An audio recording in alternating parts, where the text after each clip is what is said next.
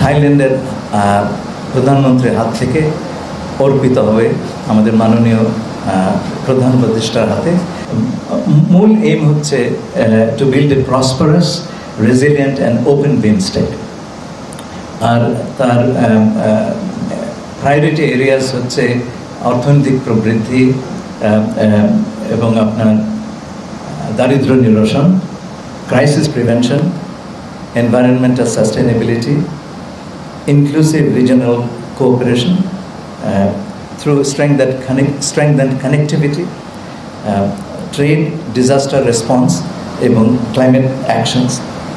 এছাড়াও রয়েছে people to people cooperation.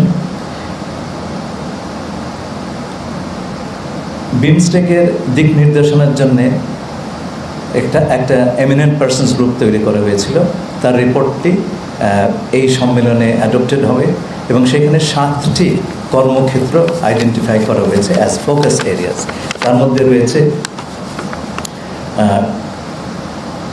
এগুলো বলা হচ্ছে 7টা pillar: agriculture and food security, connectivity, environment and climate change, people to people contact, science, technology and innovation, security, trade and investment and development.